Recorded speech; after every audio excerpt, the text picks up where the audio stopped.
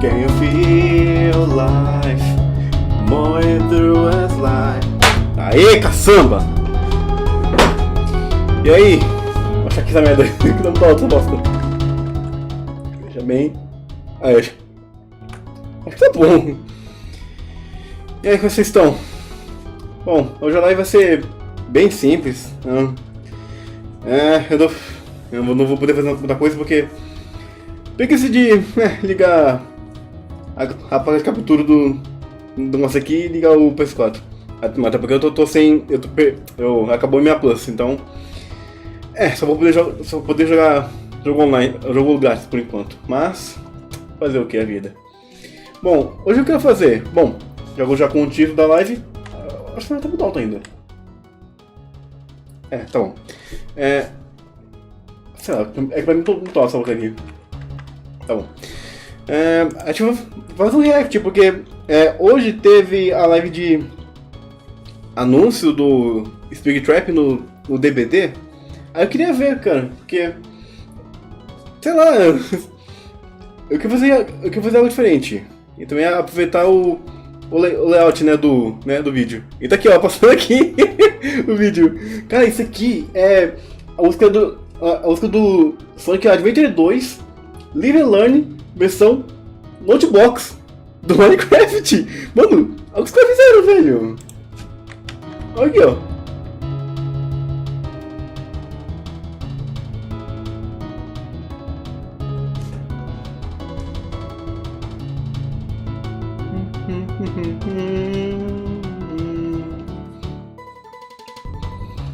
Live and learn, hanging on the edge of tomorrow. Live and learn. Essa música é boa, velho. A música é muito boa, cara. Vai se ferrar.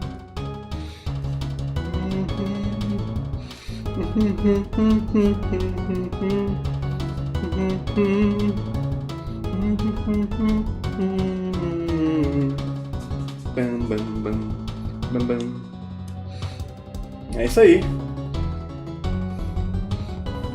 Bom, aí que eu falei, eu queria ver a live de anúncio do Speed Trap. Assim, é que vai ter primeiro a PTB do DVD, aí depois, umas 2 semanas mais ou menos, aí vai lançar mesmo pro jogo. Aí até lá eu tento arrumar a droga da Plus. Eu esqueci de geral, mano, que hoje que terminava a minha Plus, velho. Esqueci.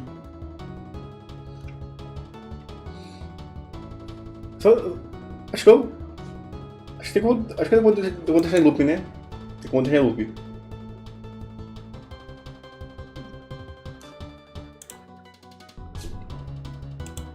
Vou botar outra música aqui. Deixa eu ver outra aqui, outra boa do Sonic. Mas são tantas boas, né? Esse aqui você tem que escolher. Live and learn.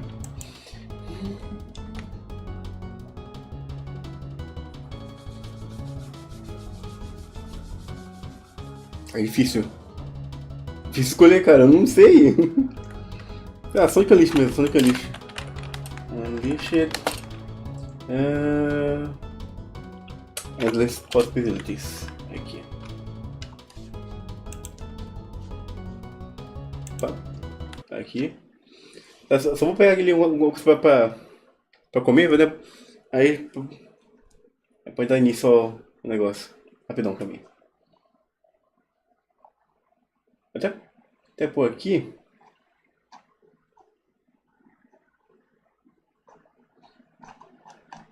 Mas parece mesmo. Vou já, rapidão. Pera aí, anúncio. Mano, é que não é a conta que tem o prêmio. Que também é outra que vai acabar daqui a pouco. A média do meu prêmio.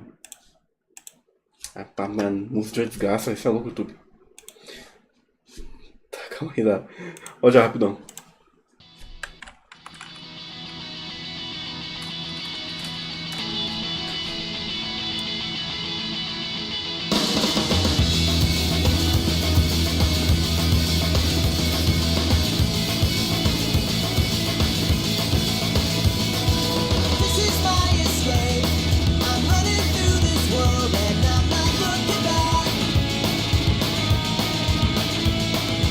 I know I can't go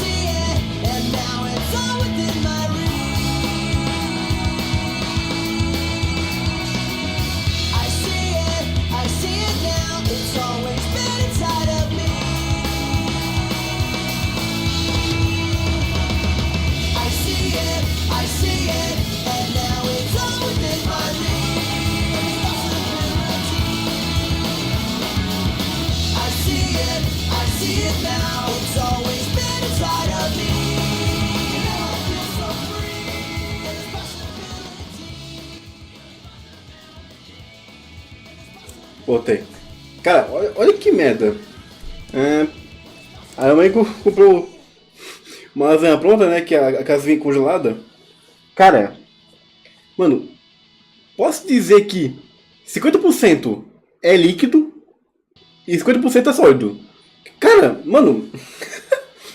Mano, por mais que seja grande entre aspas o tamanho do negócio, cara, pra mim é muito pouco, cara. Eu te juro. O negócio metade é líquido, cara. Ai, mano, na moral. Bom, e aí, Igor? Edu?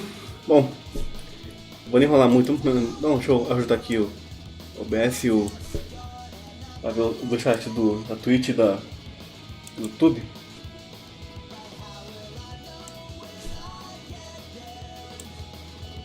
Acho que é essa a desgraça do Igor só aparece justo na hora que ou eu tô focado muito no jogo, ou quando eu não tô vendo, quando eu tô fora da tela. Gramado, velho. Bom, já aqui, vendo vídeo. Deixa eu ajeitar aqui. Deixa eu ajeitar aqui pra metade do som. Bom, vamos lá. Vai tá com legendas em português. Oh, merda. Aí eu tirei tudo. Putz. Tá, tá de boa. Assim, a tradução não vai ser, né, a tradução do translator, então vai vir termos que não vai ser tá certo do original. Mas enfim, vamos para a conversa e vamos lá.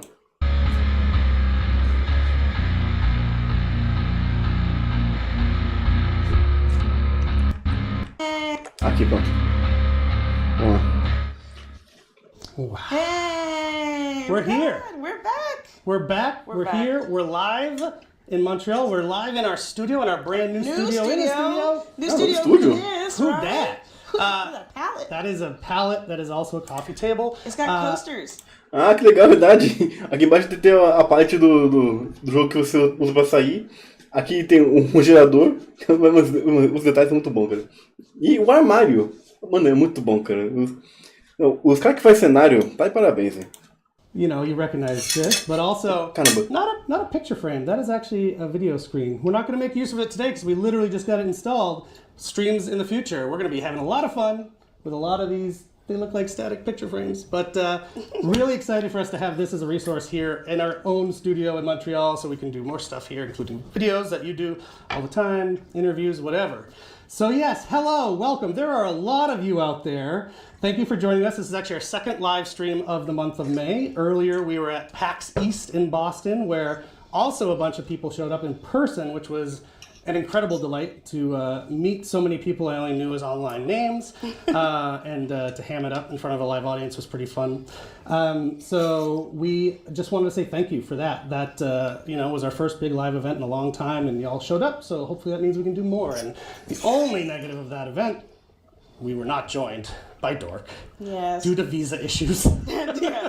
It was really sad to be watching from the sidelines, but the hype in that room was electric. So, like, even being at home, just rooting you guys, that was just amazing. So I truly hope that maybe in the future I'll be able to meet you guys in person. But for now, let's get into today's live stream, which we're talking about part 2 of our anniversary live stream with the Dead by Daylight Five Nights at Freddy's official live stream. E sim, é parte 2 porque a primeira, como eles falaram, foi no evento lá em Boston, que é um evento tipo uma CCXP, essa aqui lá de Boston. E lá eles deram muitas coisas, né, a respeito do jogo. Não só a questão do Speak Trap que vai vir no jogo, mas também outras coisas, né? Em questão de... mais conteúdo, né? Conteúdo que eles tinham. Começou até um roadmap, né, do que viria pro jogo futuramente. E, cara, é muita coisa boa. Isso que eu posso dizer. And today, especially at PAX, you guys got a little taste about what was coming with this chapter. But now we're going to be talking about the map, the new gameplay, and the anniversary event, which is right around the corner. We just gave them an app, and now they're getting the full pizza. Yeah, the new full pizza. So if you are new to Dead by Daylight, which I suspect some of you are, there are a lot of people here. I'm looking at the wrong camera. Hello, camera 2. If you're new to Dead by Daylight, I just want to quickly explain what's going on today. We're doing our stream, obviously, and generally we try to do these when we have either a release of the full chapter or, as is the case today, a PTB. If you don't know what PTB is, a public test battle, what it is a test tool for us on the development team. Truly, it's a chance for us to get the build out early, find some rough edges, anything that might not be working, and get it up to gear, up to snuff for the full release, which is coming on June 17th. So I just wanted to set the stage for you in case you didn't know what PTB is, because we'll mention it a few times, but that is planned to go live as soon as we wrap up the show here today, if we time it perfectly. So stay tuned. All right, so Five Nights at Freddy's is our most requested chapter of all time. You have wanted this for a long time. FNAF fans have wanted it for a long time. DVD fans have wanted it for a long time. I have wanted it for a long time. Now it's actually happening. So let's not delay any longer. We'll show you what's coming in the show today with the run of show. Detalhe, ele falou aqui, FNAF é o capítulo mais esperado. Há controvérsias, porque dizem que o mais esperado é o Jason, pra vir no DBD. Bom, é isso mesmo. Quem tá falando é a comunidade, então, ok, né? Bom, só espero que os caras... Só espero que os caras, pelo menos, tenham caprichado no jogo, né? No mapa e no personagem. E, infelizmente, vai ser só o Killer, não vai ter o sobrevivente, né? Infelizmente, né? Fazer o quê? So, we're going to kick things off with a segment that you've been waiting for, Five Nights at Freddy's gameplay, playing as Springtrap. And helping us out, we're going to have Jason Guzzo back with us to talk about Springtrap's gameplay, but also the Freddy Fazbear's Pizza map. Yes, and then next I'll be joined on the couch with Justin Banks, who's going to break down this year's anniversary event and show us everything's going to be happening for this last Twisted Masquerade. Then we'll have a new face on the couch, which is going to be Hollis from the product team, who's going to be running through the latest collections that'll be rolling into the fog here in a couple of months. And then after that, Eric and I will be back on the couch to talk about the Dead by Daylight Creator Program, which I know a lot of our content creators out there are at the edge of their seats waiting to hear news about, so stay tuned. And we also have another thing to share with you that is new. Maybe you saw it in your news yesterday in the game. Little spoiler. We're going to be talking about the extremely cool new Dead by Daylight stats tracker that's coming up. We're going to be able to look at your in-game stats and progress as you play, which is really neat. Yes, I cannot wait to see how many times I've died. After that, well, obviously, wouldn't be a Dead by Daylight live stream without having some Twitch drops. And we're going to have 3 amazing Twitch drops for players to go ahead and redeem on Twitch. So make sure you're looking at the Twitch chat or looking at the QR code to go ahead and make sure you're linking your behavior account so that you're not missing it. It starts today up until June 10th, but maybe, Eric, you want to tell us what we're going to get? I do, although I don't know that it matches what's in the image. So we have 3 drops for you, but actually the first drop is a combo. You're going to get blood points as well as the smiling clown badge. Sorry, I don't. What I have written down versus what's in that image are not the same thing. So we're going to. Deixa eu ver aqui. Bom, os drops da Twitch que sempre tem. Assumir como killer, caraca. Como é que seria isso, né? Bom, vai ter. Se você assistir alguma transmissão que seja ativada os drops que a pessoa esteja jogando o DBD, em uma hora você vai ganhar isso aqui, que é uma foto de perfil. Os dois são uma foto de perfil. 3 horas, esse aqui, que parece que é. Sei lá, acho que é uma mistura do universo do DBD e o FNAF. E isso aqui. Não, acho que tem a ver com o evento das máscaras. Que foi falado antes. Interessante, né? Isso aqui tem a ver com O evento das máscaras. Esse aqui é um banner de ficar atrás da foto de perfil. Drop is a combo. You're going to get blood points as well as a smiling clown badge. Sorry, I don't. What I have written down versus what's in that image are not the same thing. So we're going to learn together. Smiling clown badge, 200,000 blood points bundled together for watching 1 hour. A clown den banner for watching 3 hours, and a pin the tail on the Maurice charm for anyone who accumulates 6 hours of watch time. Oh, Maurice, how I miss thee. I miss him. I have to do my little head pats at the map. I know. I hope he returns to us soon. Before we dive in, one last thing we did want to mention if you've been around for a few weeks. We're running a charity program at the moment, which I've been so psyched about, tied to Aurella's release. And it has already, well, it's finished, but it has over $200,000. Oh my God. And that's before the multiplier that we're still calculating right now. So thank you to everyone who contributed to that charity. It's going to a really great cause, the Saint Justine Foundation here in Montreal, to help kids and their moms. So thank you. We'll announce the final number when we have it from the numbers people, but it is well over $200,000. So crazy. Isso é legal. Okay, without further ado, let's talk about Five Nights at Freddy's, playing a Springtrap, and bring out our dear friend Jay Guzzo, the killer's designer. Nossa, vamos lá.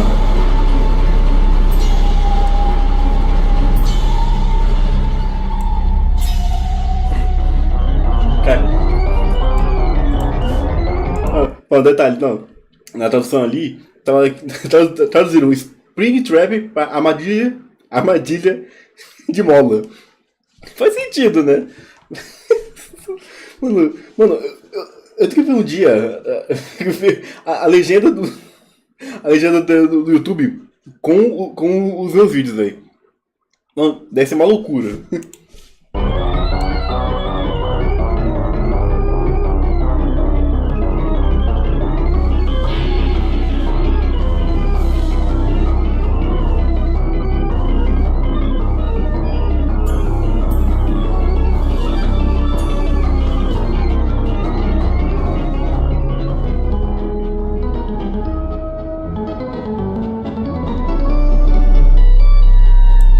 Uma música toda bizarrona, né?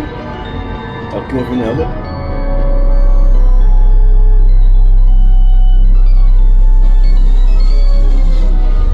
Esse aqui é uma transição, né? Essa mais ficou do nada, né? Não é que eu percebi.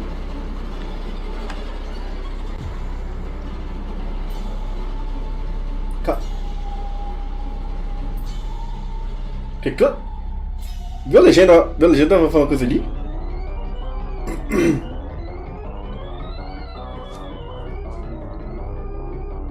Nossa. Foi. Ah, você que voltou?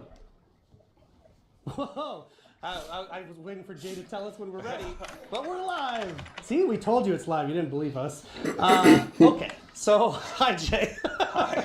So from the time that we announced that Five Nights at Freddy's was coming to Dead by Daylight, obviously the excitement has been off the charts for Five Nights at Freddy's fans, for DBD fans, for myself, maybe you, and people are speculating, who's the killer going to be? Are we going to get a map, et cetera, et cetera? We answered those things in a high-level way at PAX a few weeks ago. Indeed, we will have a killer, Springtrap. For the first time ever, you get to play as Springtrap instead of be terrorized by Springtrap. Well, if you're a survivor, you'll still be terrorized. And also, we'll be bringing a new map. So Jay has come here to join us. And if you have watched streams before, you would know Jay from such hits as Chucky and also Dracula. Jay is the killer designer on both of those, as well as Springtrap. So how are you doing? I'm doing great, and I'm excited to be here. I'm also excited for you to be here, Jay. So let's get into it. So as I mentioned, you worked on some pretty iconic licenses already. So when you were assigned Five Nights at Freddy's, what was it like when you first started working on that chapter? It was really interesting. I didn't have a lot of experience with it. Excuse me, my throat's a little dry today. I was obviously aware of it. I mean, everybody is. It's become so iconic in such a short period of time. But I'm going to be honest, I didn't really realize how kind of deep the lore and the story went before I started kind of looking into this chapter. So it's been cool, and like the story is way more horrifying than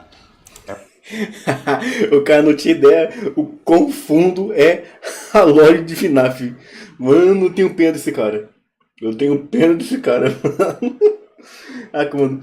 O Core que eu diga, né? Coitado também. Muitos esguilos, velho.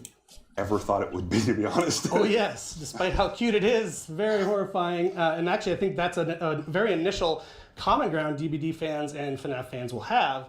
Deep lore on both games, much more than you'd expect. And once you dig in, it's really cool stuff, and it goes, like you said, it goes places. Yeah. So I guess the way you mentioned it, sounds like you had to do a lot of research to get up to speed. Yeah, for sure. One of my favorite things about doing licenses like this is they give me an excuse, I guess, a reason to become like a real big nerd about one specific franchise or IP.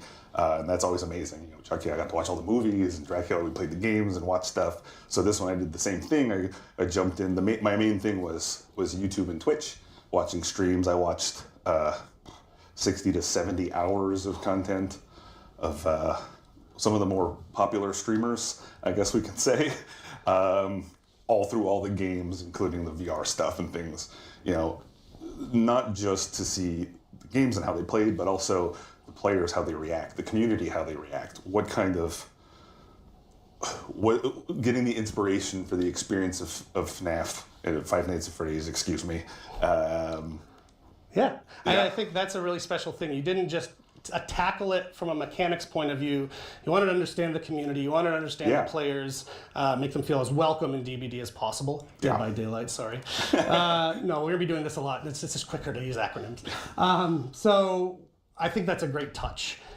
So any surprises you found along the way as you were doing that?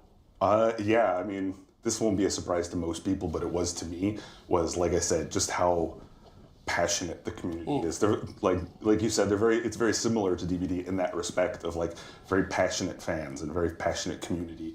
People who they watch the trailers and they watch gameplay and they pixel peep. Oh yeah. And they kind of start stringing things together, and I imagine there's at least a few Five Nights fans with like the boards with pictures and the string all over them. Yes, which Jay, you're kind of famous for with Dracula. Hand drew some meme-worthy art, so maybe we'll have some more. Yeah. But yeah, they're probably picking apart our outfits as we speak. Like, what does it mean?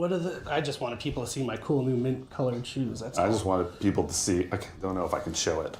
My daughter bought me Freddy Fazbear socks for Christmas. Got Freddy on the feet. Yeah. Likewise, my son gave me his Freddy plush for good luck today. So we are loving it over here. So before we jump into the gameplay, why don't you tell us about how you started to approach the design of Springtrap? Yeah, it was a really interesting one because obviously, if you know both games, gameplay-wise, they're pretty diametrically opposed. Five Nights at Freddy's is really about sitting still. You manage resources, particularly the battery, and try not to get killed. Whereas DBD is all about moving around, doing the gens. If you sit still, you're gonna get yourself not killed. A good strategy. It's not a great idea. So it really became about kind of nailing down what the quintessential Five Nights at Freddy's experience is. Things like the security office, the battery power, all those amazing jump scares, and just kind of figuring out how to adapt that into the context of DBD. Perfect. So with that transition, let's get into Springtrap specifically and his gameplay. Yeah. So one of the goals for Springtrap was to figure out how to lean into those jump scares, which are kind of the thing about the Five Nights at Freddy's games, right? Without making him just a straight up stealth killer, which was something we wanted to avoid. So I had this idea of doing something that we'd never really tried before, where we focus Springtrap kind of as a grab-based killer, because we have grabs in... Mano, olha isso, cara. Mano, assim, tá igual ao jogo mesmo.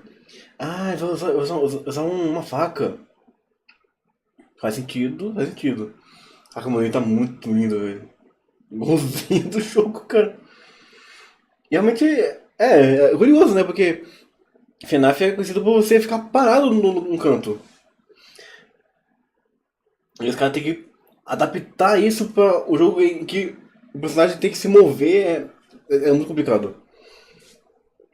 Mas, mano, tá incrível. Tá, mano, incrível demais, cara.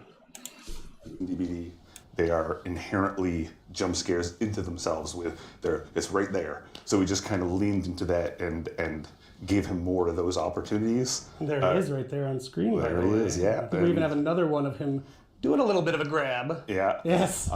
And we gave him a pretty unique projectile, which is really cool. So Springtrap has 2 weapons. I get to finally announce. I know the community have been talking about it. So he has a large pizza knife as his main weapon, and a heavy fire axe as his power. O quê? Ele tem 2 armas? Mano!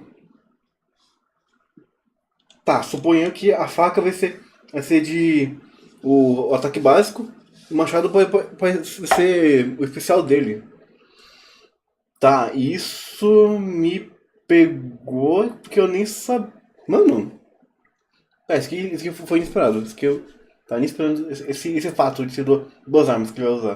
The fire axe. So let's talk about the axe. How do you use the axe? How's it different from projectiles that other characters in Dead by Daylight use? Yeah, so it's a very unique. It's not going to play like any other projectile killer that you've tried before. We wanted to do something a little bit interesting with it. So if you throw the axe and it hits something in the environment, whether it's a missed shot or it's deliberate, it creates an AoE that lasts about 15 seconds. And if a survivor walks through it, you get killer instinct on them for a short period of time. If you hit a survivor with it, kind of gets lodged in their back while you're chasing. Kind of have an axe lodged in your back. Just a little bit. So they can remove it manually, or they can do it quicker in co-op with another survivor. Bem, não. Os caras não botaram a mecânica do machado se alojar no sobrevivente. Não é possível, cara. Mano, isso vai ser muito diferente. Tipo da Hunters. A Hunters é a mesma coisa. Ela joga o machado, só que o machado não fica. Mano. Não, cara, não. Se for isso mesmo, velho, mano, vai ser incrível. Caraca, eu tô imaginando as situações que eu e o Felipe vai passar com essa bosta. As Springtrap, you can also retrieve it yourself if you get in close. You can skip kind of the steps of downing the survivor and picking them up. You get in close to a survivor that has the axe embedded in them. You click the button, you grab the axe and the survivor at the same time. Ooh. You get a cool little jump scare, and then you're carrying them on your shoulder. A couple of little notes. One of them is while you have your projectile available, you move at 4.4 meters per second. There he is. A little glimpse of some jump scare action. But once you've thrown the axe, you actually move at 4.6 meters per second. It's something that we've never really done base kit for a killer. It makes for some really interesting tactical choices, meaning that you have to recall the axe manually. It never comes back to you automatically unless you throw it out of the map because you can make a mistake. But yeah, as long as it's in the environment or in a survivor or whatever it is, you have to manually recall it. So Os caras botaram um jumpscare ainda no negócio. Tá assim, né? Não vai ser agressivo, né? Quem é no FNAF. Mas, cara... Ok, mano. Só esperar pra ver agora como é que vai ser isso na prática, né? Porque no papel, na teoria, é sempre perfeito, né? Agora na prática... Vamos ver, né? Lightens his load a little bit, makes him a bit faster. Exactly. Perfect. So that brings us to another unique part of his gameplay, and I think super iconic to Five Nights at Freddy's, the security office. So let's get into that. Yeah. So it was really important for us to give the killer and the survivor a really kind of interesting shared experience in that space, which allowed us to also lean into the jump scares. And some of the ways we came up with was to introduce the security office, which is part of any trial that Springtrap is the killer. It's part of his power, but it acts as kind of a transitionary space. So we have 7 doors that appear randomly around the map at chest spawns, and these can be used by survivors or killers to teleport around the map. There be a door. There it is. Mano, esse mapa vai ser lindo. Survivors can also use them for surveillance. So as a survivor, you interact with the door. It brings up the camera view. You'll get the kind of iconic map view in the bottom right of all the different cameras. On the bottom left, you'll see your battery power, which we'll talk about in a second. You can see what's going on in the other doors. You can switch between doors. If you see something that, if it looks safe on the other end, you press the button, your character goes into the security office, and then it's kind of like a hands-off, almost like a theme park experience where you see this first-person view going through the office, which is really cool. And one thing you mentioned, again, just in case we have new folks playing, regardless of what map you're playing on, this functionality, the security room will be there as long as Springtrap is the killer in the match. Yeah, exactly. And as a survivor, if you happen to see Springtrap through a camera, if you train your camera on him for a few seconds, he'll be revealed for a little bit for the whole survivor team. Pelo que entendi, eles vão usar ainda a câmera para poder revelar ele. Tipo, como fosse você revelar o Ghostface. Acho que só o Ghostface que tem essa.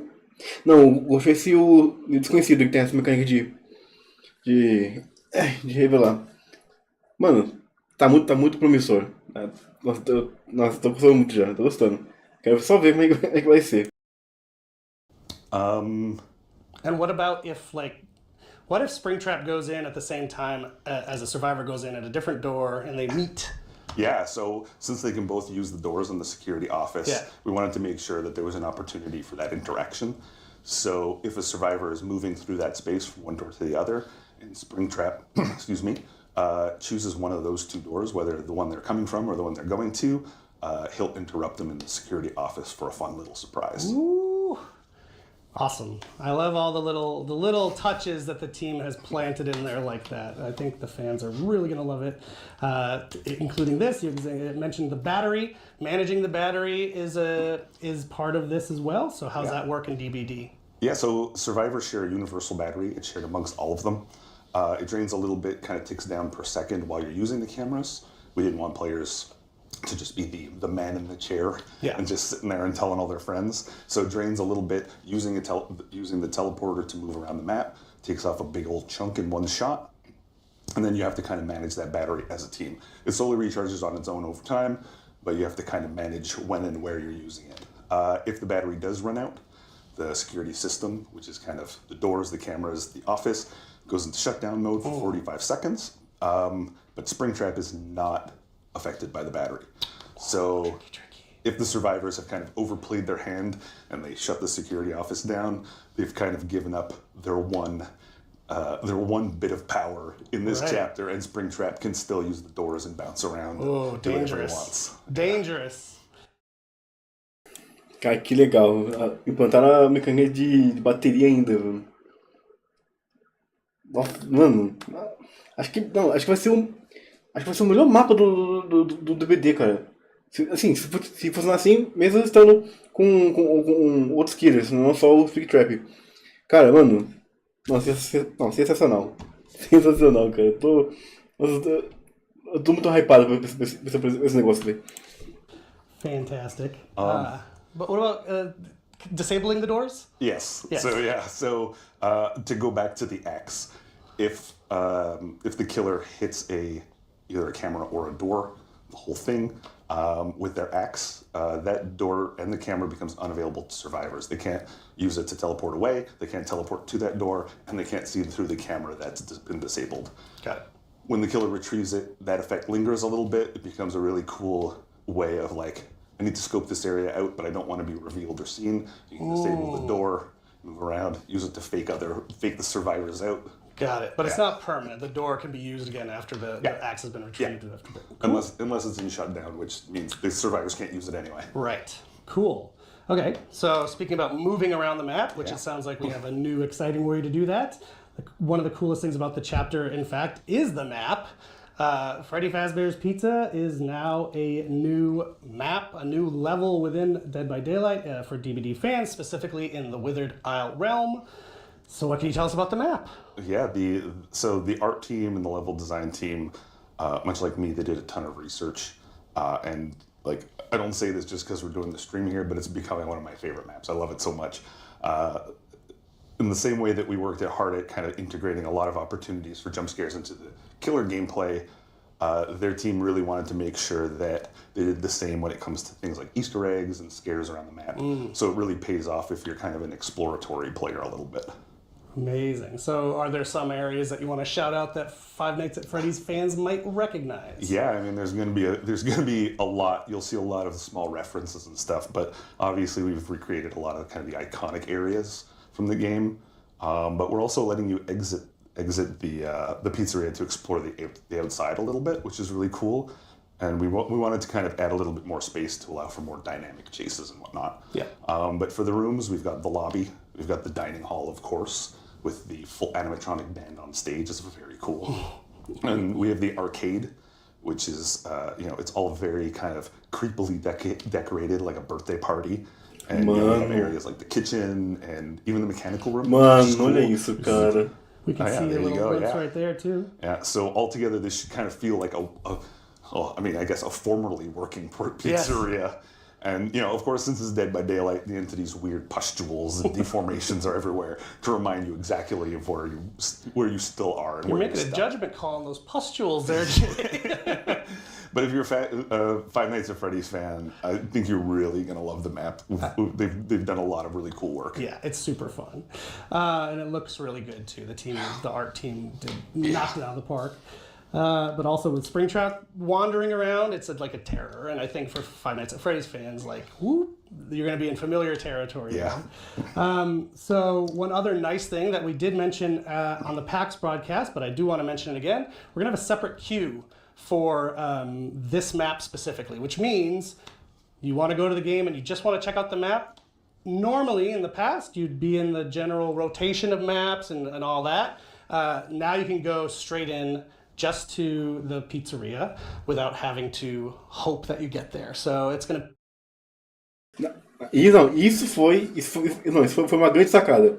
Os caras separar uma fila específica pro mapa do FNAF. Cara, mano, não devia ter isso pra qualquer mapa novo. Mas agora que vão começar a ter isso daqui pra frente. Mano, nossa Deus, velho. Os caras estão melhorando muito o DVD, cara. Isso eu tenho que admitir. To be its own queue when you join the game. Yeah, and that's a feature that's going forward with any chapter with a new map. Perfect. We'll have a unique queue for that new map, which is really cool. Perfect. Okay, how about some last tips Yeah. for survivors and for killer players? Yeah, so for the killer, as Springtrap, get used to the arc of the projectile. As I said, it's super unique compared to other projectile killers. We've done something that really allows you to kind of pull off some pretty gnarly trick shots. We've seen some really interesting ones on our internal playtest. It's been super fun. So test that out, get used to it, and take advantage of the jump scares. Oh, yeah. Especially if you're playing with your friends, hearing them shout in your ear is always a great time. Yes. But for survivors, take advantage of the cameras and the doors.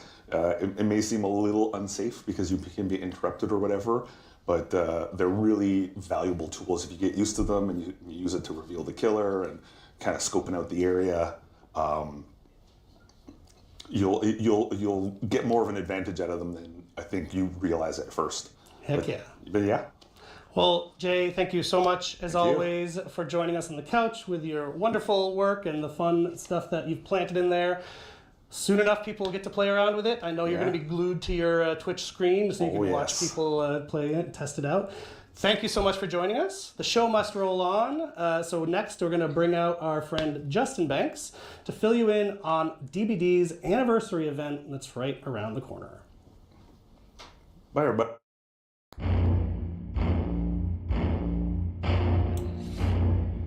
Cara, andou muito repado. Tá, vai vir agora para outro assunto, que vai ser o próximo evento do jogo. Tá, enquanto isso eu vou pra coisa pra comer, porque vai terminar aquela coisinha que tá no micro-ondas, rapidão. Ah, cadê essa merda do negócio? Ah, aqui não tem, que bosta, tá. Calma aí, rapidão. Eita, pô.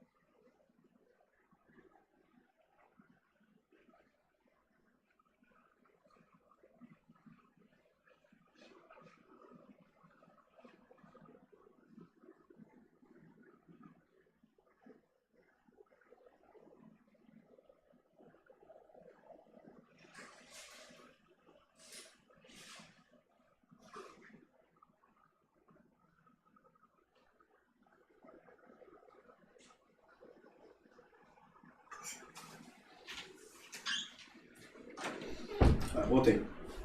Cara, eu quero ver muito a reação do Core e do Terrorizando, velho. Com essa edição do jogo. Aí depois de ver esse aqui, eu vou ver um vídeo de um canal que é focado em DBD, que é o ZF. Que ele fala só um pouquinho mais a respeito do personagem em si. Vai ser um pouquinho mais aprofundado. Bem, eu vou tomar esse aqui primeiro.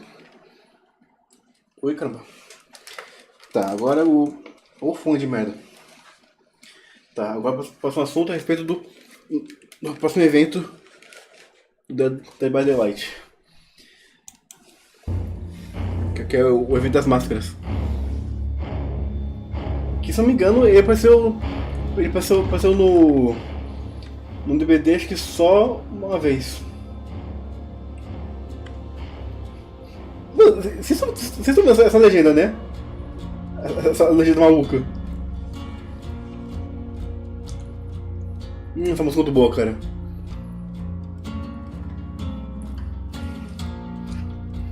A música tema do jogo, só que instrumental diferente. Instrumental acústico.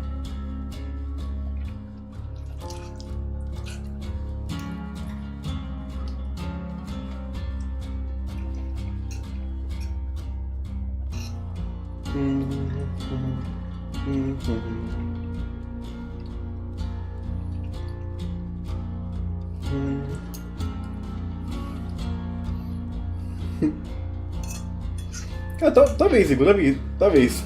Esse daqui.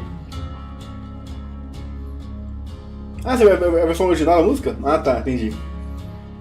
Eu achei que era o contrário. Opa. Okay, so one of oh my god, my throat. What? I died. One of the best things for Dead by Daylight that makes me really excited around this time of year is that there's always something to celebrate. And this year is no different. Because not only are we welcoming in Five Nights at Freddy's to the Fog, but also our anniversary event is right around the corner. So, what better way to party and welcome back the anniversary event and get ourselves nice and warm by the fire than with Justin Banks? Thank you, Dork. I'm really happy to be back with all you guys out there. It's another masquerade, another year where they dust me off, take me out of the locker, and get ready to talk to you guys about what is happening for this year's masquerade. Yeah, and I'm super excited to hear how we're going to be partying it up in this year's anniversary event. Yeah, so there's lots of stuff going on, and it's a special one because, as I think you saw by the title just before, after 4 years, this is going to be our final masquerade. We have lots of laughs, lots of fun, and the response to all of the gameplay, the cosmetics, the aesthetics have all been incredible since we got this party started. So our final masquerade event is actually going to start in about a month and run from June 25th to July 16th. While we're sad to see it go, I mean, it was a really, really fun theme that we worked on internally. We've had a gas working on it every single year, but we're going to close out with one last big hurrah before moving on to something completely brand new for our 10th anniversary next year. So I don't want to hype, I don't want to tease, but come back a year from now and we're going to have something really special for you. I'm really excited to see what we come up with. But also when in terms of actual gameplay, when we're talking about the return of Twisted Masquerade, is it true that the team decided to work on fine-tuning what we've currently got instead of adding new things to the whole shebang? Yeah, exactly. So there's a few things that we're doing to really focus on the quality of life of the game overall. So you've seen, all of you guys out there, I don't even know which camera I'm looking at now. All of you guys out there, you've all seen how we're pushing for quality of life. We want to make sure that it's a game that... Tá, só interrompendo aqui um pouquinho. Pelo amor de Deus, né, Igor? O cara manda um negócio, velho. You know, it's the game you guys deserve. You've stuck with us for such a long time. We're fixing long-standing bugs. We're adding features to just improve your overall experience. And we want that to translate to how we deal with events as well. So we've made the decision to focus a lot of our resources on that quality of life and less so on adding to new gameplay features for this final Twisted Masquerade event. Okay, so in terms of that, then, what can players expect to see returning to the fog with this Twisted Master Raid? So returning, well, I can just summarize by saying all the really cool stuff that we've done before. Again, it's fun to work on this stuff year after year. So what we have coming back are the invitation powers that are super fun that you can collect as survivor or killer, and you'll have different powers to use their charges for as the match goes on. We are bringing back the bag of tricks that we introduced last year, which creates a random effect on the match, that happens based on the progression of completing generators, accumulated with whatever hook stages are at, to really keep things dynamic, keep it moving. Mm-hmm. We're also bringing back Father Campbell's chapel, decorated, for the entire party, and it's still all the same decorations as last year, but we're saying the party's coming to an end over there. Down. Yeah, and we'll even have a little bit of Five Nights at Freddy's theming showing up in our anniversary lobby. Okay, I love the fact that the lobby is going to be like a party in more ways than one. Yeah. Plus all the returning content. I mean, what's not to love there? I cannot wait to get my hands on my invitation just to cause ruckus. So when you're talking about the quality of life, though, are the players going to be able to experience that this year? Absolutely. So when we were looking at how quality of life applies to, let's say, the game as a whole, we're saying, well, there are some elements of events that could work better for a better player experience. So while by and large everything from the event was really well received, we know people enjoy the invitation powers, the bag of tricks, etc., there was one big friction point from last year that we wanted to fix, which was the remote hook power for the invitations. So we've tweaked that a little bit just to apply some quality of life to this event itself, to make sure that as a killer is using it, it's no longer instant. You can't just look at a hook and bam, the survivor goes there. Okay. Now what will happen is the survivor has to look at a hook, they'll hold a button for a period of time, and then the survivor will be teleported. And it will also be obvious that the killer is doing this so the survivors have time for their counterplay to make them drop their partner. Okay. So we're really hoping that creates some more friendly gameplay, some less abusive elements, and just an overall much better party for everyone to play through. It's going to be great. I'm really excited for that, yeah.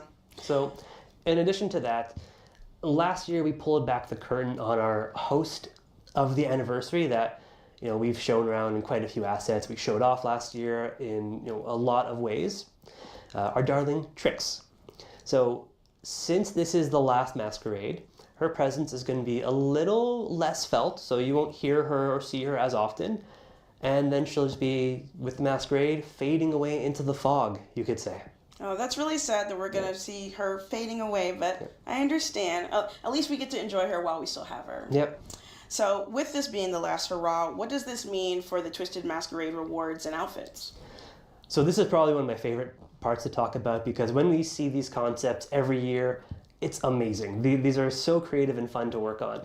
So we wanted to use our final Twisted Masquerade as a way to catch up on all original characters who did not previously have a mask or outfit. Okay. So what you would see here is that we are adding masks for any survivors that are originals. Pelo que eu entendi, eu também vi um vídeo do Profit também sobre os eventos do jogo.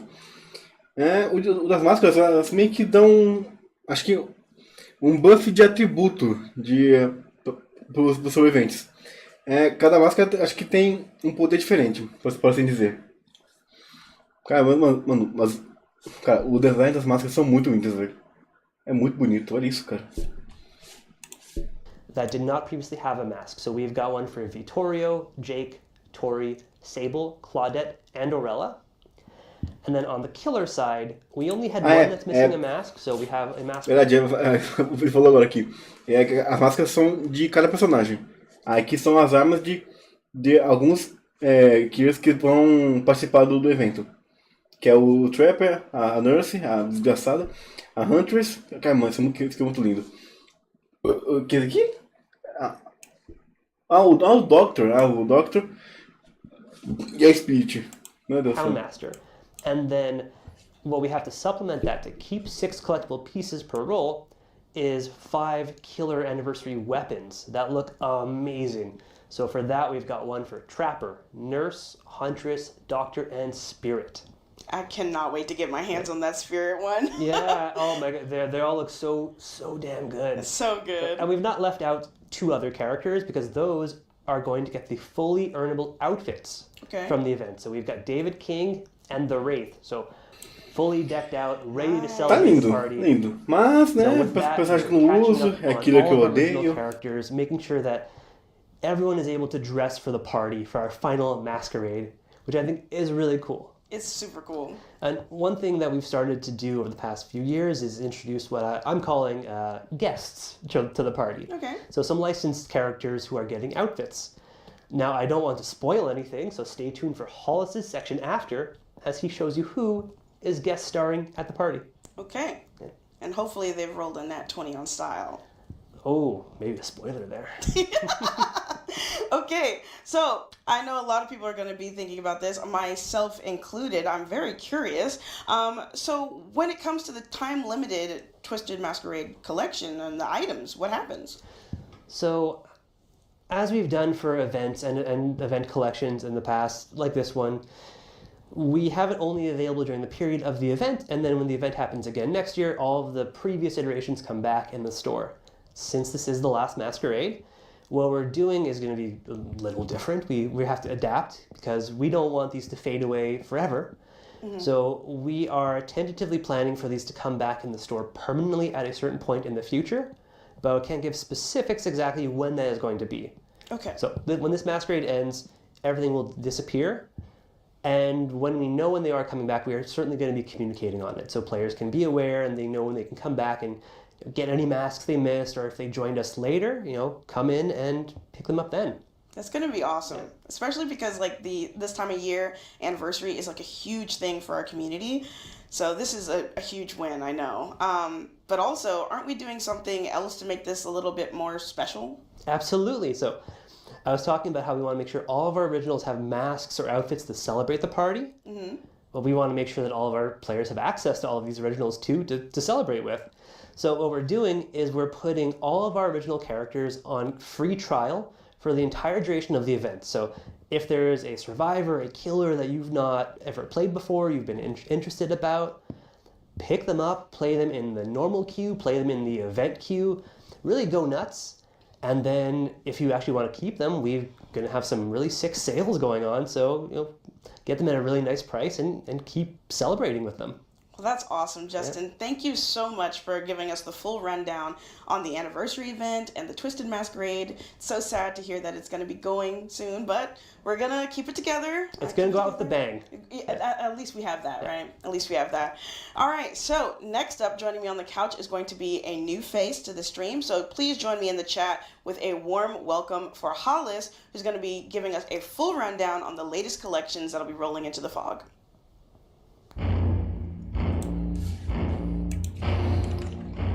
Pelo que entendi, acho que vai ser o final desse estilo do evento, né, do uso das máscaras, o final.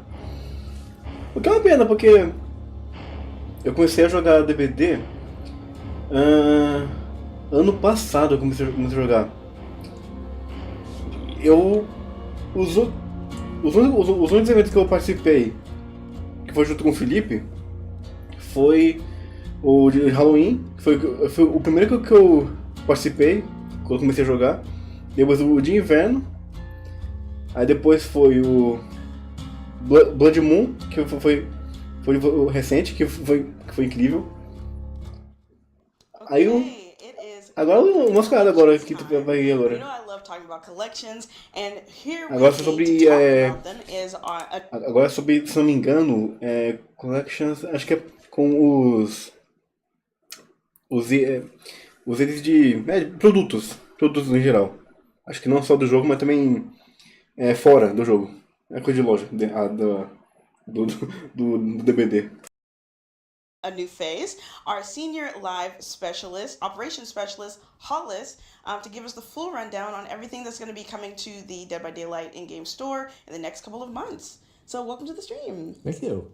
So Hollis, how about you go ahead and give us a rundown about your role real quick? Yeah, so my day-to-day consists mostly of scheduling and setting things up for the in-game store. So stuff you would see like the collection banners, featured outfits, the bundles, weekly gifts, sales, stuff like that.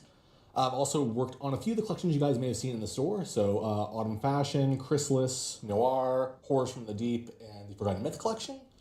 And on that note, speaking of content creation, I am sort of moving further in that direction as I'll be the person heading up charms and player cards going forward. Okay. Speaking of player cards, that was actually one thing we missed to talk about in our last segment. I was just sitting down with Justin, where we're going to have badges and banners coming in as other things in the event. I'm super excited. But also, thank you for the Chrysalis collection. Oh my God, I'm a huge Chrysalis fan.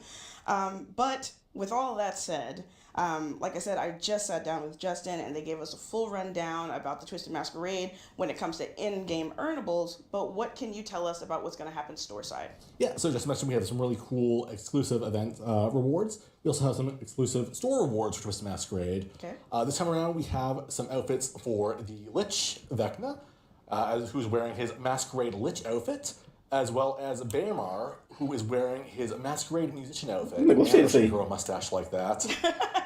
It's magnificent. Oh, it's beautiful. Cara, bigode. All the masks and outfits from previous years will also be returning to the store. You're going to be able to find a few select masks in bundles for Killer and Survivor. And for anyone who may have missed Twisted Masquerade last year, we'll also have a bundle with rewards from that. So the Unknown outfit, the player cards, and the charms. And all that will be available in the store on June 25th with the start of the event. Okay, so is there going to be any like fantastic sales happening as well? There might be.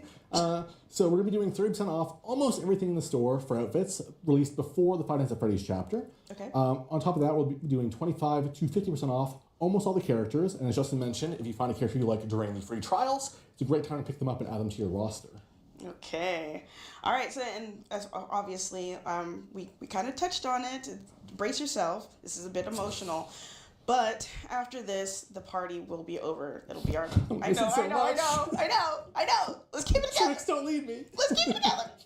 But we're going to be okay because before we close the curtain, we've got other things happening right before, right? That's correct. On June 17th, we have our highly anticipated Five Nights at Freddy's chapter releasing, and along with it, the Five Nights at Freddy's collection. Now, as you know, Dave and Matt already revealed one of the outfits at PAX, but we got a few more to show off today that no one's seen quite yet. Okay. But in case you did miss PAX, first of all, what are you doing? Yeah, what are you doing? Second of all, Verdade. you saw that we revealed our Yellow Rabbit legendary. Verdade, mano. Vocês no evento que estava em Boston, que vai ter um skin, né, do filme, que é com o ator que faz o William. Mano, na moral, velho. Caga, mano. Tem a voz dele e o rosto dele no skin, cara. Nossa Deus, velho. For our new killer, Springtrap. This is an incredible outfit from the Five Nights at Freddy's movie that features the likeness of Matthew Lillard, who played William Afton on screen before the Springlock accident that really turns him into Springtrap. Now, this outfit has original voiceover from Matthew Lillard that was recorded just for Dead by Daylight, as well as some special voiceover and animations in the lobby. Okay, I cannot wait to get my hands on that. But are there going to be other versions of Springtrap coming into the fog as well? There is. We also have a Glitch Trap, a legendary outfit for Springtrap. Now, Glitch Trap first appeared in Freddy's Helping Hand. Mano! Caraca! Mano, quando eu conversei isso com o Felipe essa semana. Mano, podia ver uma skin skin alternativa pro Springtrap. Caraca, mano, vai ter o Glitch Trap com skin, cara. Mano, eu falei isso com ele ontem, cara. Olha isso. Wanted to, where he played a very crucial role in the story. So it's amazing to have him as part of this collection.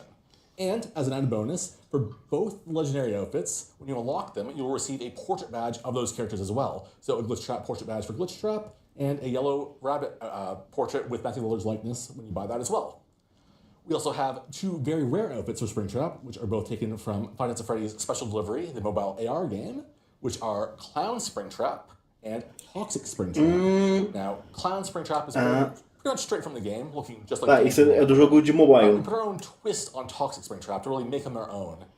But that's not all. For the survivors out there who want to show their love for FNAF, there will be Freddy Fazbear's t-shirts available for all original survivors. You can buy them bundled together at a discount. That's gonna be great. I mean, I love like the shirts especially because it gives them this nice, cool, casual look, and I think because of that, it's why I love the next collection you're gonna be talking about. Casual is a great way to describe it because this collection is simply called the Casual Collection, and as the name implies, it focuses on streetwear and casual clothing, letting us add more variety to characters who've kind of been stuck with one look in the past. So, for example, a guy like Gabriel, who's often portrayed in space-themed outfits, we finally gave him something more casual to show a different side of his character. Looks so good. He's a handsome man, isn't he? Handsome man. Handsome. On top of Gabriel, we also have outfits for Tori, who will be taking Aí são skins alternativas. That looks so Que good. não teve com o I'm FNAF. very excited about, which is Talita, who is getting some pants and escaping Opa, Talita aí me interessa. purgatory that she was in for a bit there. Talita mentioned, yes, pants! Thank you, Eric. We love pants. Pants! Chat, spam pants emotes. Yeah. I don't know if those exist. And finally, we have an outfit for Hattie as well. And this collection will be hitting the store on July 2nd, right at the start of summer. I cannot wait. Obviously, I'm very excited for pants. Pants. Pants. But with that, I mean, especially because like with the pants, I get to be nice and comfortable while I'm hanging on the hook. I mean, I'm gonna be there anyway, so I might as well be comfortable, right? It'd also be awkward if you were on the hook with no pants. Yeah. Pretty bad. Meu Deus do céu.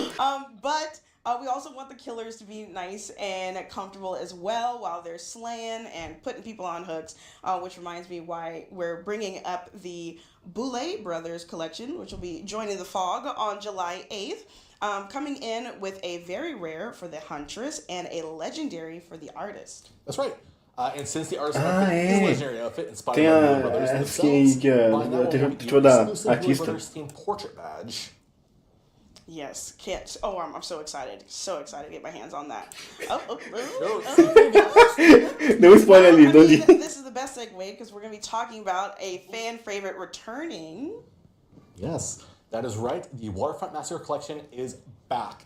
And for anyone out there who doesn't know what the Waterfront Massacre Collection is basically Day at the Beach gone terribly, horribly wrong for our characters. This time around, we have outfits for Elodie, Orella, Ace, and the Xenomorph. So Elodie and Orella are both getting some sun and nice beach wear we thought each of them would enjoy. And then there's Ace, who is doing the same, but in a more classic Ace fashion. As Meu Deus, mano, cueca de onça, mano. She's rocking a leopard print speedo and what seems to be a very short robe. And don't worry, to all the people out there, I can hear you typing in chat. I can confirm this outfit is mix and match. So you can go ahead and make those speedos a part of whatever outfit you like. If you want to put it with the top hat from the Alice in Wonderland collection, you can. We're not going to stop you. That's called fashion. Finally, we worked closely with 20th Century Games on our take of an aquatic xenomorph. It's inspired by kind of an anglerfish look, and we're really happy with how it turned out. It's very creepy, very cool, and honestly would not want to run into that while swimming. Yeah, absolutely not. And you can expect the Waterfront Massacre Collection, as well as Ace's Speedo, to be available in the store on July 16th. I already know a very distinct group of people that were playing nothing but Ace Visconti during 2v8, and they're going to be wearing the hell out of that speedo. Yeah, so these collections, we have Pants Gang and No Pants Gang now. Yeah. Oh my gosh, choose your sides. But thank you so much for joining me on the couch to talk about all the latest collections that'll be coming into the Fog. I'm super excited, and it was great to have you, Hollis. Oh, thank you for having me. This was so much fun. It was so much fun. So next, I'm going to be on the couch here with Eric for all of our Dead by Daylight creators out there to talk about the Creator Program. So stay tuned. Ah, isso também. Programa de criador, acho que vai começar. É como se fosse um suporte para criadores do jogo. Mano, isso é uma boa. E aí, ajuda bem? Porque os que vão beneficiar com isso vai ser o Zif, né? O Sanri também. Souza Soul. Os caras que jogam direto e estima o DBD.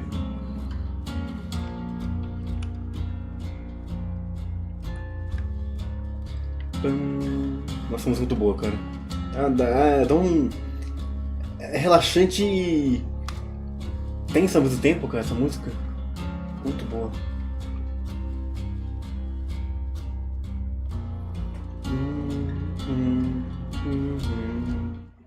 We're back. How about them pants? Piada interna. If there was no sound effect, that Piada would be interna. funny. Yeah. New stream capabilities, the technology is amazing. Just a quick note, I did see people, they thirsting for whatever the Hattie cosmetic is. We just didn't have an image for it, I'm sorry, so please just stay tuned a little longer. It's great. All right, now we're going to talk about the creator program. So, at PAX a few weeks ago, as we've said a couple times, we did a big stream there. We did mention there's a new creator program on the horizon with more details on the next stream, which is this stream. So let's do that. It's today, so we've got more details to share. So the current creator program, as you probably know, is called the Fog Whisperers. They're an amazing group of people that I've gotten to meet a bunch of now. Very thankful for that. They're awesome. They're content creators on all things Dead by Daylight, and it's while many of those relationships are going to continue for sure, it's also time that we're going to open the door to new folks. This is something we've heard a lot of. How can I get into the program? So that's what we're going to start doing. So for starters, we're actually going to retire the name Fog Whisperers. So that crew remains in the stratosphere as the Fog Whisperer Pantheon. And we're rebranding it as the Dead by Daylight Creator Program. Yes. Yes, but don't worry, for anyone wondering, most Fog Whisperers are still staying on with us as pillars of our new creator group. So do not worry about that. And on top of the new name, actually, the goal of our creator program is to make partnering with Dead by Daylight even easier and better for the creators involved. We're expanding the benefits attached to working with us, and we'll be welcoming an even wider range of personalities and content focused on the game. So if you're a creator and you've always wanted to work with Dead by Daylight, now is the time to make that happen. Yes, so some benefits that we're being explicit about that Dork mentioned include opportunities like access to live events, like PAX we were just at, giveaways for your communities, and new ways to engage with the game, like getting regular updates on major releases before anyone else gets those updates, early access opportunities to stream and capture content, and even be featured in our content, like on streams like today. So we're going to be testing out something other than that, which is really cool because I get to work directly on it, called Support a Creator program. It's a program within a program, I suppose. But your Support a Creator has become kind of a industry standard thing you might be familiar with. It's a chance for you as the community of a streamer or YouTuber or whatever, to support your favorite creator with your purchases in the game.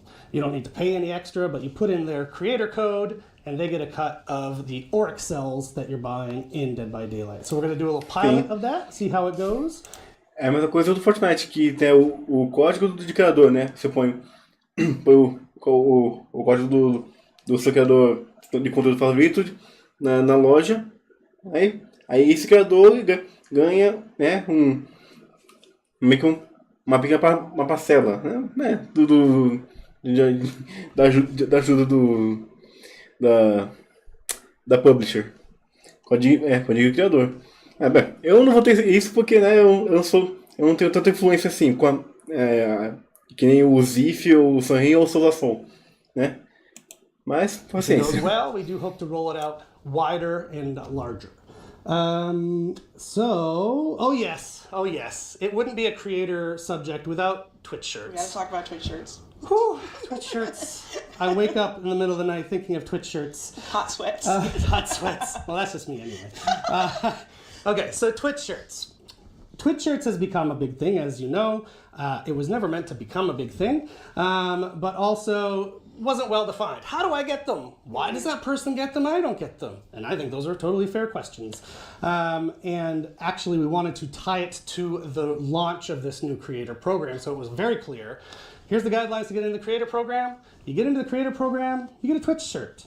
So that's the new way of getting the Twitch shirts. The old throwing them out randomly method has been retired for now, at least.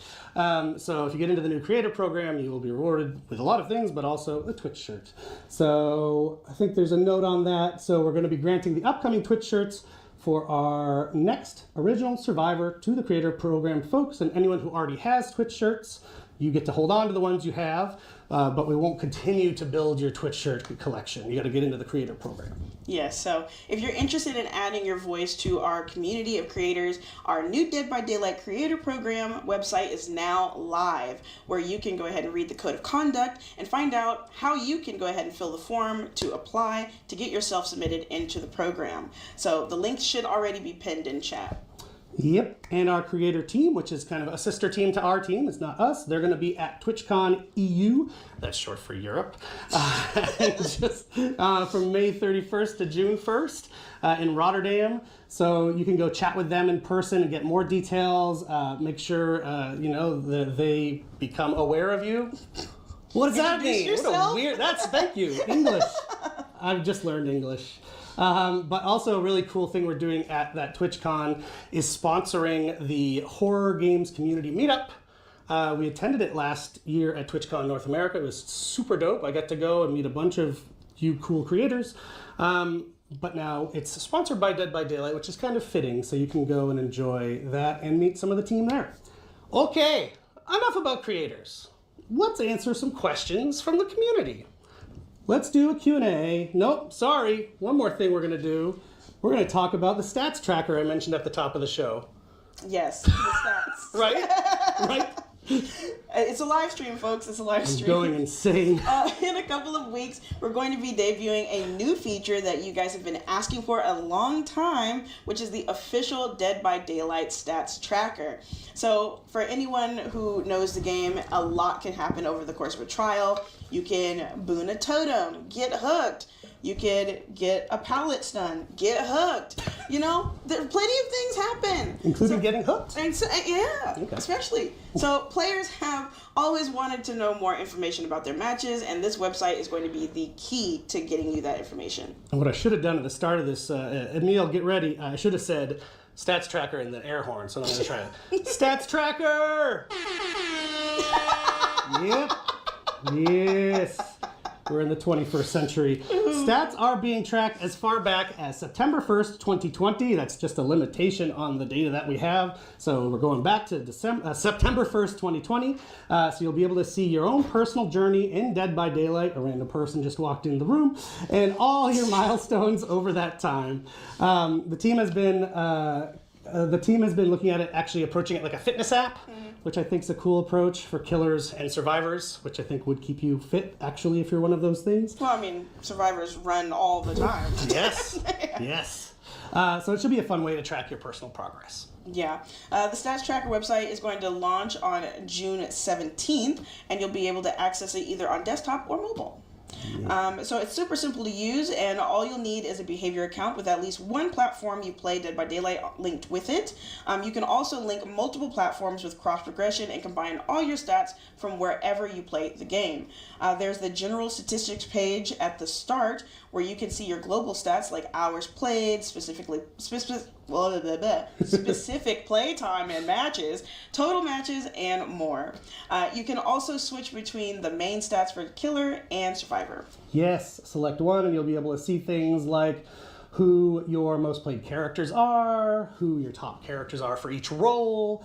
You can dive in each character and dig into details like emblems, average blood points earned, and even more than that. Isso é interessante. Yeah, so we'll also be showing you super useful details like what your top perks were, both in terms of your pick rate, your kill or escape rate.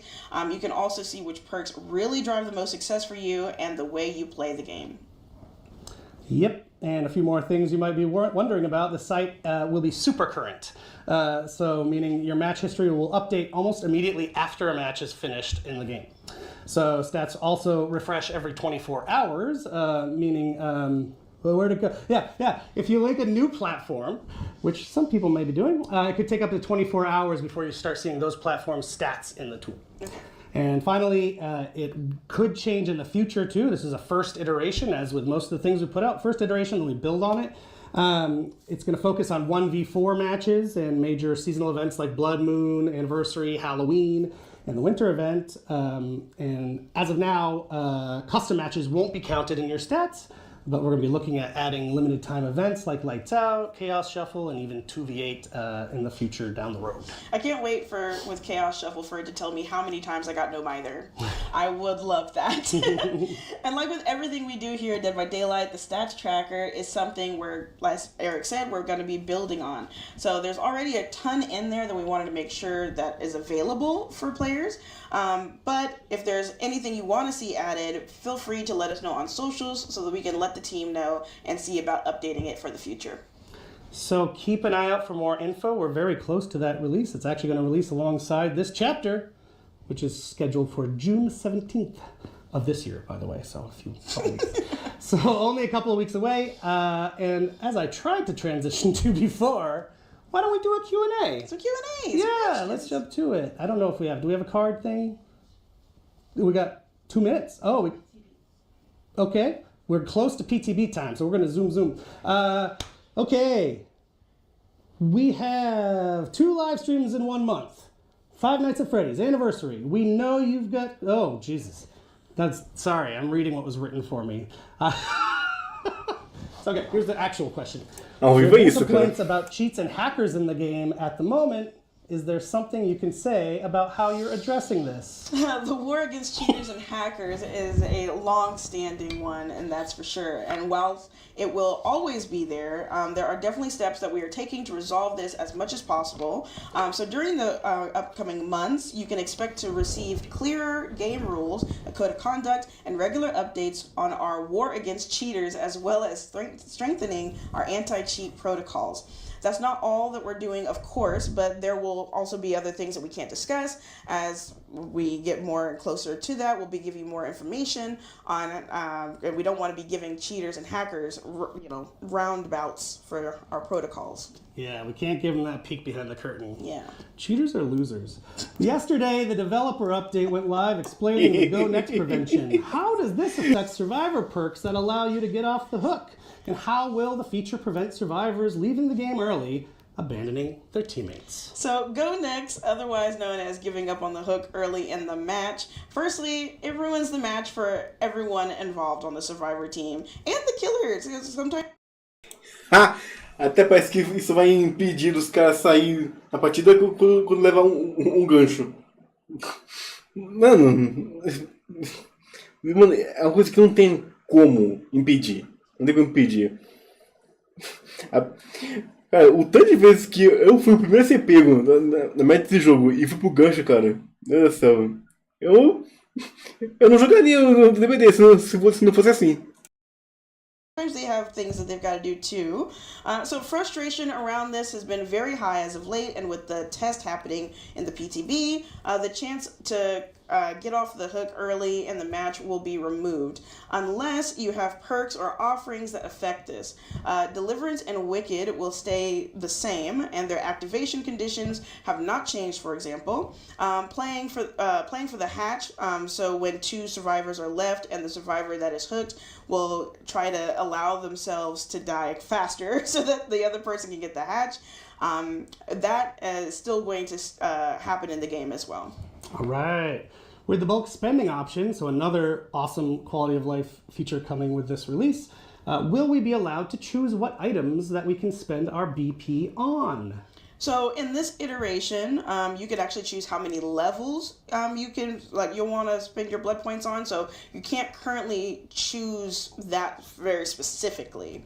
And it's going to be done automatically, and you will receive a pop-up that shows what was purchased after it's completed, and it's going to be very quick. So we'll monitor the feedback on this and see how it performs, and then we'll make some changes moving forward. Oh, this one's for me. What is Eric's favorite animatronic? Mecânicas do jogo em si, né? Me, might remember I put up a picture that my son drew that I thought was Shrek. And then I posted it and people were like, that's Springtrap, idiot! And then everyone speculated Springtrap was coming to the game, which at the time I had zero knowledge of. But because of that, Springtrap for sure is my favorite animatronic because I lived through some stuff with that. Do you have a favorite? Yeah, I think for me it would have to be Freddy Fazbear. Oh yeah, the classic. You gotta go with the classic.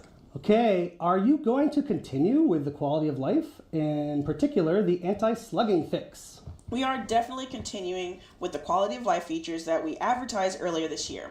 So don't worry about that. With this PTB, we'll be focusing on the Go Next feature, bulk blood point spending, and extreme hiding. Then in the upcoming releases, we'll be focusing on phase 2 of the plan. So more information will be available as we head closer to that phase. But rest assured, this is still a very large focus for us. This is very important, and we want to be very careful with making sure we're addressing issues in the correct way the first time. Final question, where is Maurice? If you're new to the game, Maurice is our beloved horse who happens to have 3 eyes and drips blood. Yeah. He's been missing from the game for a few weeks. And I think now is the time to let people know. Yeah, let me know. He took a vacation to Japan. I'm serious. Without me? Without you, without me. Pretty selfish. Yeah. If you want a glimpse into his adventure in Japan, you got to play that new Assassin's Creed game. Oh. Yeah, Shadows. Ooh, collab. That's all I'm going to say. Go find out for yourself. Maurice will return soon. I hope. Please. Tá, esse é muito específico. Eu não faço a menor ideia que é isso. You've listened Não to sei us que é isso. yammer long enough. I don't have a time, but I believe we're already past time, so PTB should already be rolling out. Thank you for joining us for our 5 Nights at Freddy's official stream, and we hope you're as excited about the chapter as we are. Yes, and from all of the requests, we know you probably are. So thank you so much for sitting here with us, and now it's time for you to go and play the live PTB and test drive Springtrap for the first time. We've got tons more of amazing content coming your way this year, and the anniversary is also just around the corner, so stay tuned for good stuff to come. And creators, we hope to hear from you soon. Yes, so thank you everyone for the welcome back to stream messages on Twitter. This is a live stream. Yes. Dang it. But we will be rolling out into the fog now, so you stay safe out there. Good luck in hiding and hunting. And let's get one more air horn right now. Thank you, everybody. Have fun. Bye. Oh my god. Que pode, cara. Caramba, velho.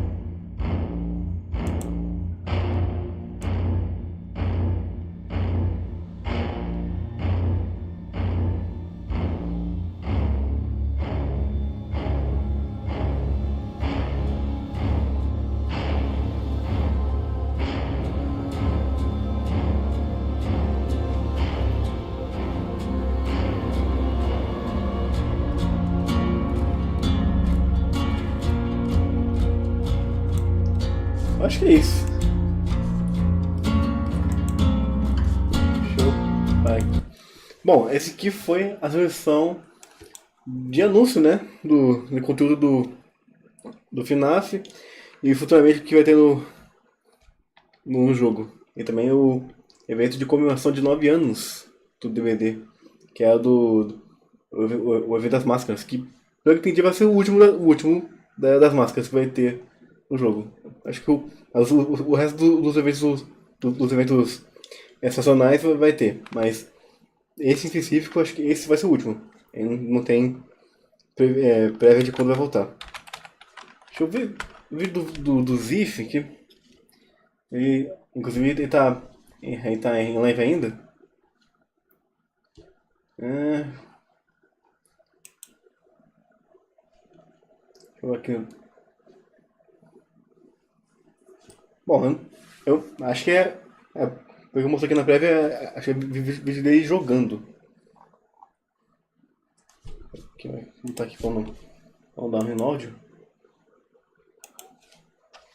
Acho que esse aqui é um clipe que tirou da live dele, eu acho. Bem aqui então.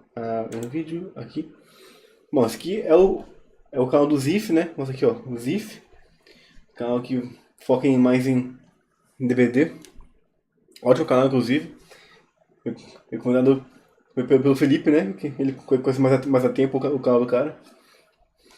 Bom, vamos ver, né? O que tem pra nós. Vamos vir aqui então. Freddy Fazbear Pizzaria. Assassino. Personagens. Bom, Olha aí. o animatrônico.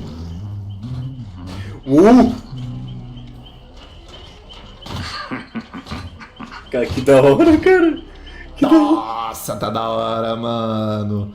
Nossa, mano, tá da hora, mano. incrível, cara, Tá, incrível. ok. Vamos ver a incrível. biografia dele. Biografia? Tudo em inglês. Puta maravilha. O animatronic é armado com machado que ele consegue jogar nos sobreviventes. Se o machado acerta o sobrevivente, a arma embended, eu não sei o que significa embended, véi, deixa o sobrevivente vulnerável. Sobreviventes têm que remover o machado antes de poderem ser curados. Sua cabeça que é enorme, Irmão, para... Esse pix dele no chat dele só azucrindo o cara. Mano, você viu atrás dele o Rick Trap fazer uma referência ali atrás? Mano. Para com isso, cara, para com isso. Não. O fone, não, para. Mapa especial. Security System. No começo da partida, 7 portas de segurança são spawnadas no mapa aleatoriamente. Essas portas podem ser acessadas pelo assassino e pelos sobreviventes. Cada porta tem a sua câmera vinculada a ela. Interagir com a porta dá para o sobrevivente acesso à câmera. Então aí você pode ver os assassinos. O assassino, quer dizer. Permitindo que o sobrevivente consiga passar pelas câmeras pelo mapa. I have someone I would like you to meet. Ah, filha da mãe, sério. Ai, pois é. É a bosta conta que eu não tenho prêmio, infelizmente. Viajar para a porta que eles estão olhando e potencialmente revelando a hora do animatrônico para o time. Ok. Tá, então você consegue entrar pela porta, né? Sair em outra, se eu não me engano. E você consegue revelar a aura pro time se você passa a câmera pelo Spring Trap. Usar as câmeras e as portas muito vai gastar a bateria. Daí ele explicou lá que 45 segundos de delay, né? Quando você usa. Enfim, a gente vai entender isso aqui melhor quando a gente estiver jogando. Vamos ver o Memento?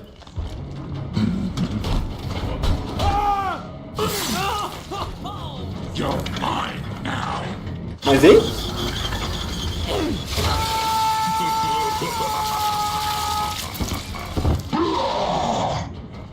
Caralho! Olha isso! Olha isso! Olha isso! Que mori foi esse? Meu Deus! Help Wanted. Perks. Quando o gerador comprometido... Acho que o Mori, pra quem não sabe, é a finalização do killer com o último sobrevivente. Ou se tiver com o nível 2. Mano, aquele a referência ao filme, eu acho que é. Assim, o filme eu não assisti, mas tem um trailer que parece meio que essa máquina louca dele aí. Quando for concluído, o tempo de recarga para seus ataques básicos bem-sucedidos será 25% mais rápido. Tá, limpa a arma. Quando termina um gerador que você chutou, você limpa a arma 25% mais rápido por 1 minuto. Legal. Phantom Fear. Quando o sobrevivente no seu raio de terror olha pra você, eles gritam e você vê a aura dele por 2 segundos. Mano, é um parceiro de cena ao contrário. Essa perk fica em cooldown por 60 segundos. E High Wire. As saídas com 50% de progresso começam a regredir numa velocidade de 50%. Enquanto eles estão regredindo, os sobreviventes conseguem ver as luzes piscando de forma aleatória. Legal. Tá, então a gente sabe das perks. Sim. Poça de sangue. Aham! Deixa eu ver um Agora negócio aqui. sim! Nossa. Ok, eu consigo agora comprar sim. 440 níveis.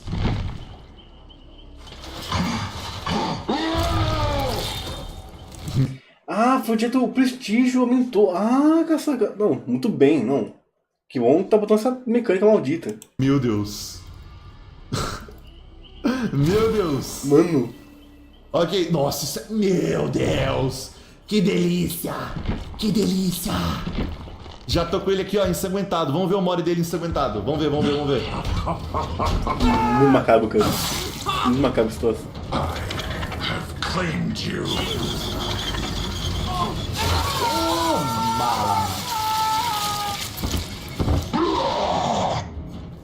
Toma! Tá. Vamos... Vocês conseguiram atualizar já? Vamos tentar abrir uma personalizada pra eu enfrentar vocês e a gente testar tudo. Que mora em bosta? Não. Não, bosta não foi não. Você achou isso? Tá público. Se vocês conseguirem entrar, mano... Eu vou primeiro com as perks dele pra gente tentar fazer o Adept. Vamos dar uma olhadinha aqui nos complementos dele. Pit of hell is open for business. Fast coin. Quando você joga machado, a machada... Não, quando você joga o machado, o seu raio de terror é copiado pra ele. Até você pegar de volta. E você fica indetectável por 10 segundos, tá? Então, se você joga o machado... Pelo que eu entendi, se você joga o machado numa parede, ele fica lá. Se o server passar lá, você sabe que ele tá ali e você fica sem raio de terror. Deixa eu falar uma coisa pra vocês. Vamos uma de killer, uma de serve. Pra gente testar. Bora, bora, bora. Vamos lá. Uma coisa que eu esqueci de comentar. Parece que a voz do Springtrap nessa skin, a versão dele original, é o mesmo dublador do jogo. A voz é parecida. Se não for ele, é parecida. Nossa, essa daqui... Ah, não tá lagado. Não tá lagado. Perfeito. Let the fun begin. E aqui nós estamos na cozinha. Vamos lá, vou jogar tentando ganhar. Olha esse mapa, cara, mano. Olha que mapa lindo. Meu Deus do céu, que mapa lindo. Meu Deus do céu. É gigante o mapa também. Mano, na moral. Os caras estão se superando cada vez mais. Olha esse mapa, cara. Assim, faz muita referência ao jogo, mas também acho que faz referência ao filme, se não me engano. O que dá pra fazer aqui?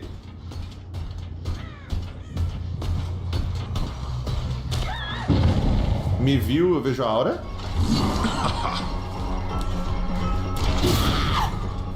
Ah, ele fica mesmo, O machado fica mesmo.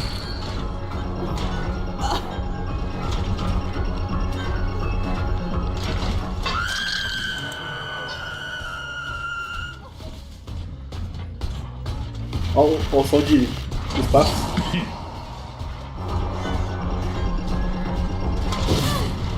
Toma. Tem como tirar esse machado do sobrevivente. Detalhe que eu fiquei indetectável. E fura. Ok. Vamos enganchar ela. E fura é bom. E vamos voltar pra lá. Quando acerta o machado, fica indetectável. Grila.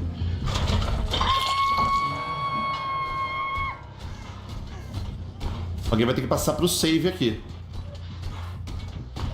Eu posso jogar minha machadinha só pra ficar sem... raio de terror também, né? Mano, que roubado isso. O cara fica sem raio de terror. Mano, que roubado isso. Muito roubado. Já vi que vai ser um saco. Ok, legal. Enfrentar o Springtrap.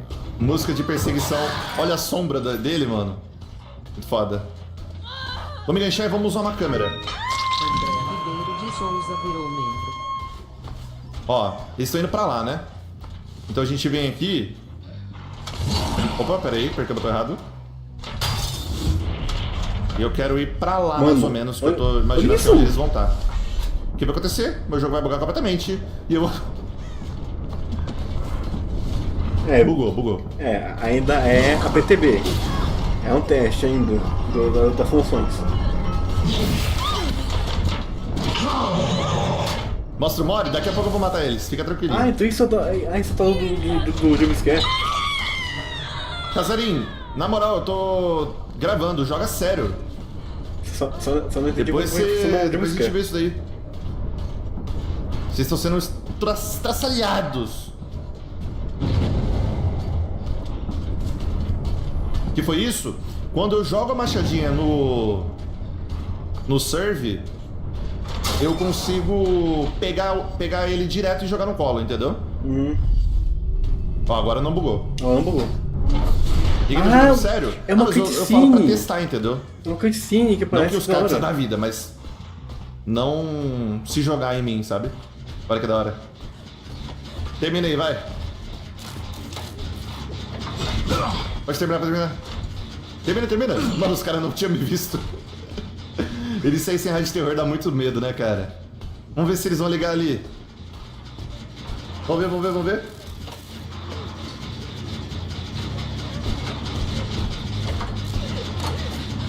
Ó, eu só vou permitir a sobrevivência de vocês até terminar isso aqui. Depois eu vou contar até 10 e vocês sumam da minha frente, porque senão eu vou pegar. Terminando aí, acendi? Sim! Ah, isso tava na cara. Que da hora! Isso, me segue, seu otário! Eu tô querendo ver, mano! Não dá pra ter piedade de sobrevivente não, vai. Mancada, o cara desgraçado sem boa. Não dá pra ter piedade de sobrevivente não, vai. Toma! Eu fui ter piedade de sobrevivente e o cara me cegou, velho. Nossa, eu não tô vendo nada. Ok. Cadê o gancho? Ah, tá.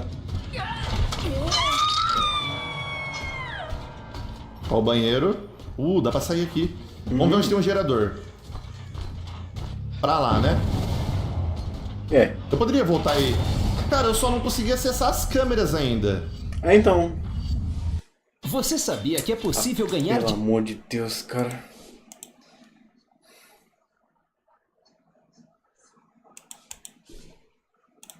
Complicado, mano.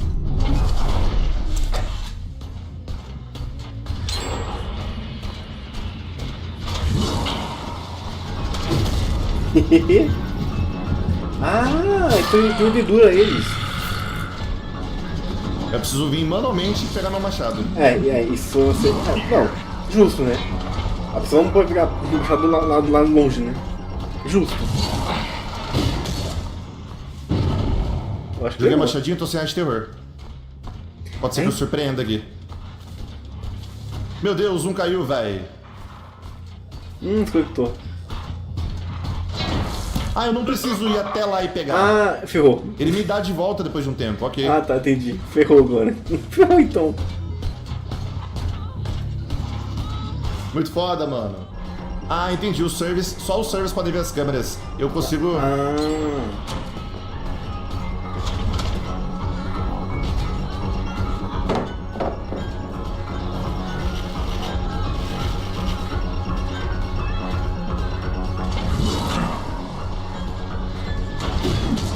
Errou.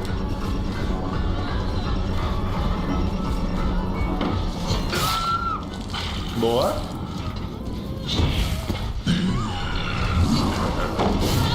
Isso. Idiota. Baixa mesmo a bike, imbecil.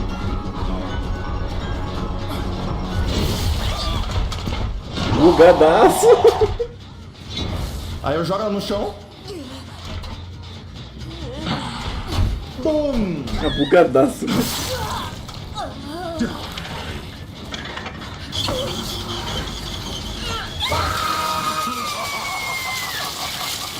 Vou quebrar a parede, Spring Trap! Toma! Toma!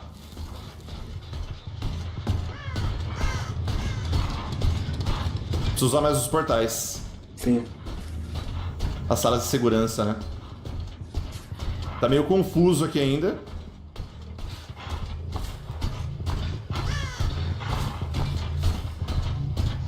Escutei corvo pra cá.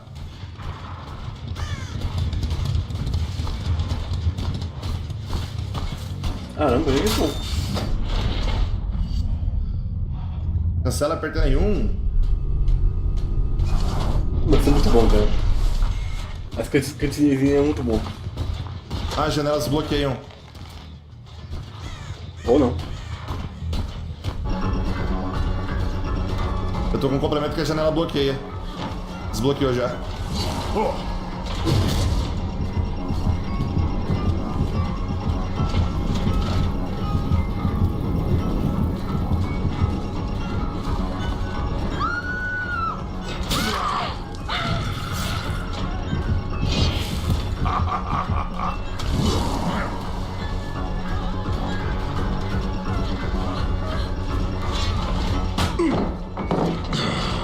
Eu esqueci de apertar o botão de jogar. Então. Dá pra ter eliminado ele ali. É bem parecido com a caçadora, mano. Bem parecido. Bem igual. Mas essa questão. Mas o machado dela não parece fica, que você tá né? jogando... É uma caçadora melhor. Tipo assim, não tem por que você jogar caçadora às vezes se você pode jogar com esse daqui. Eric, você tá lupando muito. É difícil pegar ele.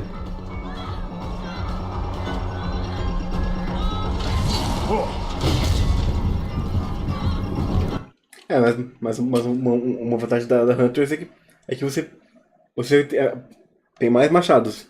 Aqui não, aqui é só um e tem um tempinho para voltar, se você estiver muito longe do machado.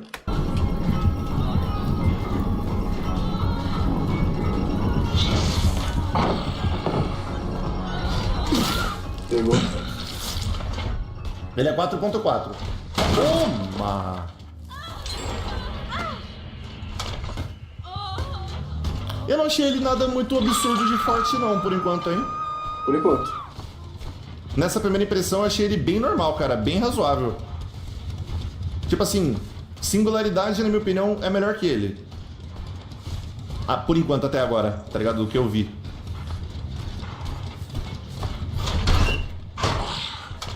Achei nada muito... Meu Deus, que killer forte do caramba. Injogável.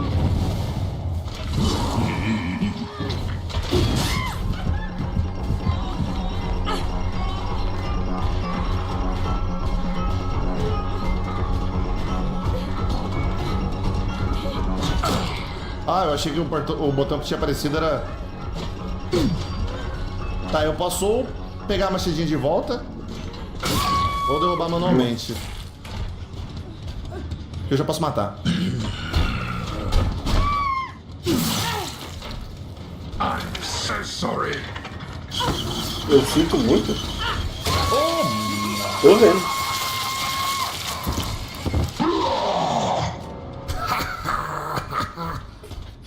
Inclusive, é muito louco. Cara, que delicinha, hein? Já gostei muito.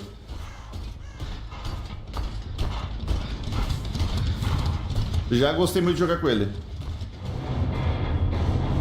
Impiedoso Springtrap. Conectado. Ah, cara. Ah, meu caramba, velho.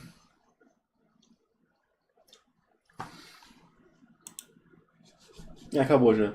Nossa, é louco. O motivo é poder ver esse anúncio de merda. Cara, mas eu gostei, cara. Sinceramente, eu gostei. Gostei do que vi.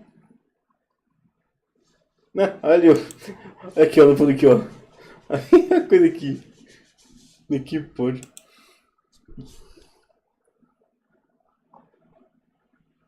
Seu vídeo novo também. Legal.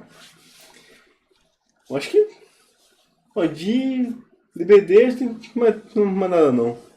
Só queria ver como é que tá o personagem. E o mapa também. Não, o mapa tá muito lindo. Meu Deus do céu. É louco. Eu acho que é isso mesmo. Muito que botar em... como que é a palavra? Adicionar, né? Adicionar mais do que já foi dito. Vou achar aqui uma musiquinha boa, né? Pra terminar aqui. Aqui eu já dei uma direto aqui pra poder ver. Tá, não tem anúncio. Menos mal. Vamos ver isso, gente. Até a próxima aí. Fica a musiquinha final.